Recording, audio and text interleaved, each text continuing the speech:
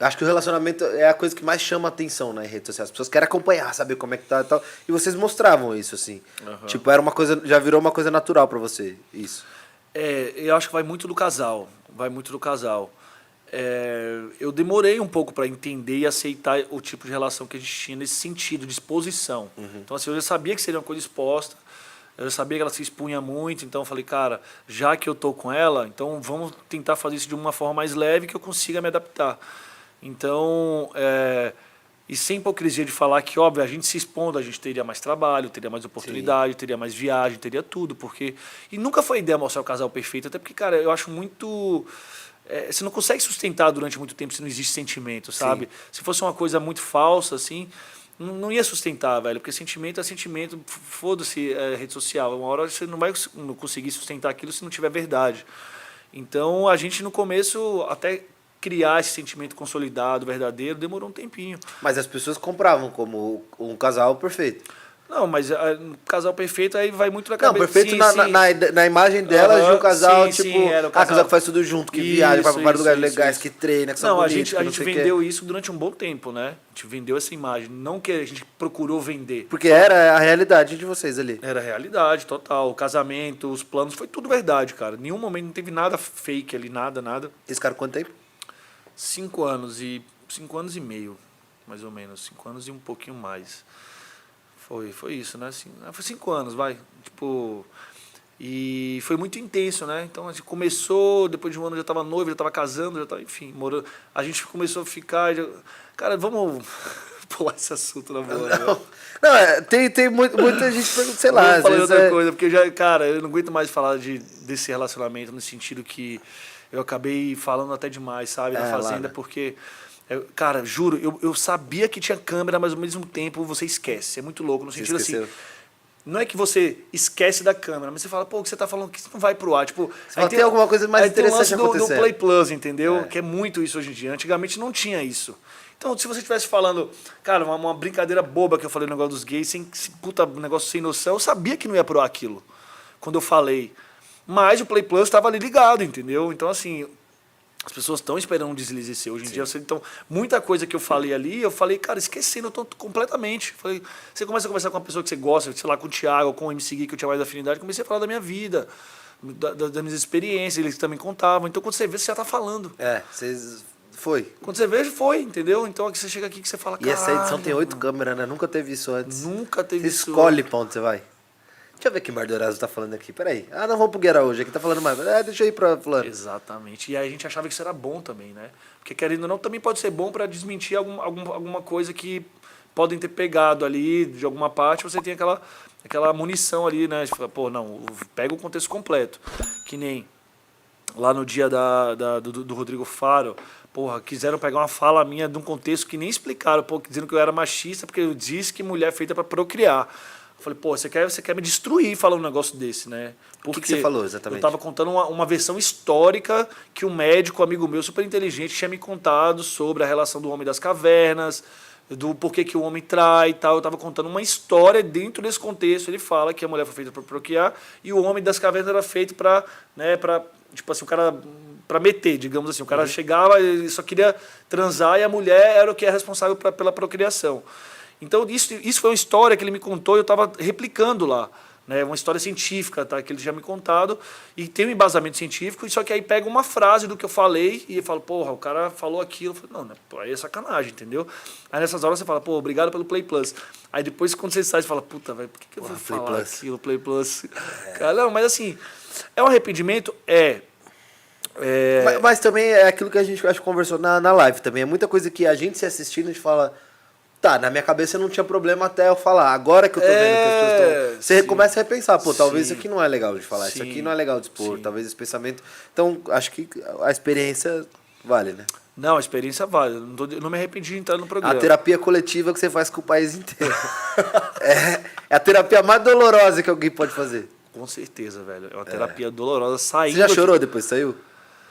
Não. Eu dei uma chorada umas 3 vezes. Não chorei, assim, mas, cara, eu me emociono às vezes com coisas tão bobas, assim, sabe? Eu fiquei bem triste, obviamente, com muita coisa, eu fiquei muito... Tipo, o que mais fiquei down, te assim, Cara, o que mais me entristeceu foi as declarações da minha ex e as coisas que em relação aos gays também, que me entristeceu bastante, né? Porque eu juro por Deus que quando acabou o negócio lá, que eu fiquei sabendo, quando eu fui eliminado ali, que eu fiquei já sabendo que tinha sido por conta disso, na hora que eu falei, meu Deus, agora que tipo, tanto que eu não lembrava quando eu falei aquilo. Você soube depois da cabine isso, né? Depois da cabine. Com a conversa lá no...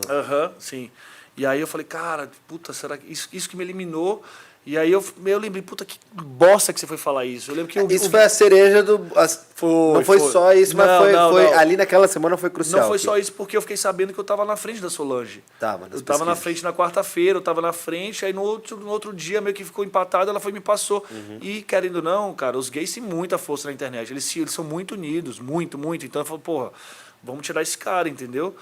Então, eu acho que isso foi o que... Não foi só isso, obviamente, o lance da Érica também, o lance com a Sol, mas eu acho que isso, essa minha brincadeira de mau gosto, digamos assim, acho que foi o que culminou ali, sabe? Que fechou o caixão.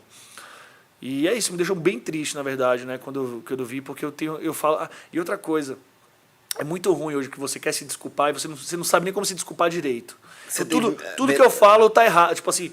Você tem que pisar em ovos. Então, até a forma como eu me desculpei, o nego já tá me julgando pra caramba, porque você fala assim, porque eu tenho amigos, porque você fala aquilo. E aí você nunca... Aí, até isso, entendeu? A forma como você quer se desculpar não é verdadeira. Você se desculpou no seu Instagram? No meu Instagram. Foi no que? Stories? Você fez Stories, um vídeo? eu fiz lá. Eu fiquei assim, depois que você sai na sexta, sábado, eu fiquei uns 3 dias sem aparecer, entendeu? De falar, assim. Então, eu fui falar quando eu me senti... Eu achava que eu estava pronto para falar, né?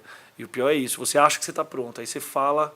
E aí você falou alguma besteira? Não falei besteira. As pessoas interpretaram que o seu jeito de pedir desculpa que o jeito de desculpa é falso, que você está falando agora só para não perder patrocinador, que quando você fala, porque quem me conhece sabe, essas coisas, sabe? Tipo, é uma coisa natural que você fala, né? Que eu não estou mentindo, eu falei, pô, quem me conhece, as pessoas que convivem comigo, sabe. Eu não estou falando, mas não é uma forma de se defender? Óbvio que é, mas eu estou falando... de quem convive comigo, mas é isso, as pessoas já julgam de outra forma. Então, hoje em dia, internet, até para você se defender, tem um protocolo, entendeu? Você tem como falar, tem um ser. Então, assim, eu me pronunciei, pedi desculpas, reconheci, falei, tudo. Óbvio, eu recebi muito mais mensagens positivas, eu até agradeci depois, muito mais. Mas, obviamente, também vem aquela enxurrada, né, de coisas que a gente... muitas eu até gosto de escutar, que são mensagens reflexivas. Agora, quando é de ofensa, as coisas, palavras pesadas, para mim não faz diferença nenhuma, porque eu sei que... Não é uma coisa que vai te ajudar. Vai. Mas, assim, eu acho que você entender que muita gente fica revoltada com muita coisa que você falou e falar, beleza. Mas aí tem um ponto também que se a pessoa ficar batendo naquela tecla, ela tá fazendo igual ou pior o que ela julgou de você, né? Exatamente. Então, ou bate e dá uma crítica construtiva pra você. E é muita hipocrisia da galera que fala, muita gente faz pior, entendeu? Então é isso que eu tô falando. Às vezes você fazer uma crítica construtiva gera muito mais reflexão, pra mim, no caso, né? E eu falo, cara, realmente, porra... sabe, você se sente um bosta ter falado aquilo, daquela forma. Pra mim faz muito mais efeito do que uma ofensa, do que um palavrão, sabe? Então, eu já tinha sofrido um cancelamento ano passado, que tinha sentido ódio, assim, de pessoas, cara, de todo mundo, sendo que foi uma coisa, digamos assim... Que foi da pandemia. Da pandemia, né? E, inclusive, eu sofri por ser marido na época, né? Eu não cheguei a falar nada, me posicionar, eu só estava presente ali no dia do que aconteceu. Porque eu acho que o que ela mais sofreu foi porque ela falou, foda-se a vida, aquela coisa, blá, blá, blá.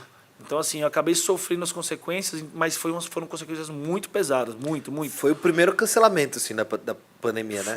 Porque foi bem no começo. Foi bem no começo. As pessoas estavam sem perspectiva de trabalho, de grana e tal, então as pessoas depositaram uma raiva muito grande em cima da gente ali.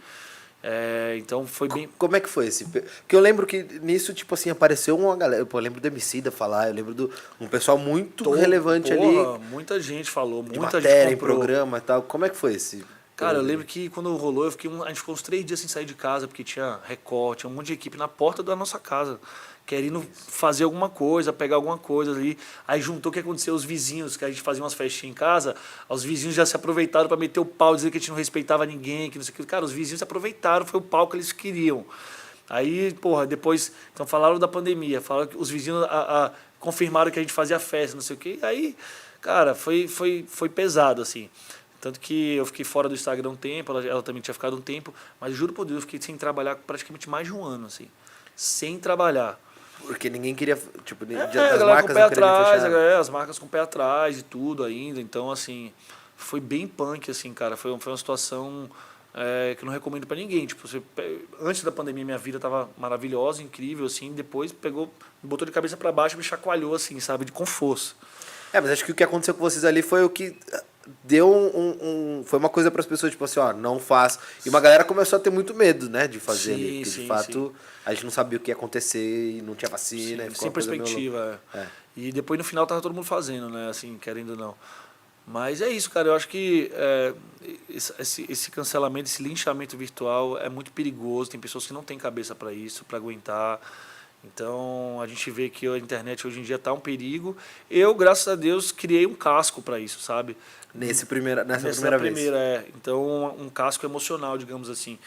Não vou dizer que eu tô preparado para qualquer coisa. Não é isso. Não é que eu seja já blindado contra isso de forma alguma. Acho que a gente tem que pagar pelas nossas atitudes, pelas nossas falas. Na internet você não pode falar mais qualquer coisa, mas certos tipos de comentários, certos tipos de atitudes de pessoas já não me afetam como antes, sabe? Eu falo, cara, reflete, pô, olha o que você falou, olha o que você fez, mas calma, vai passar.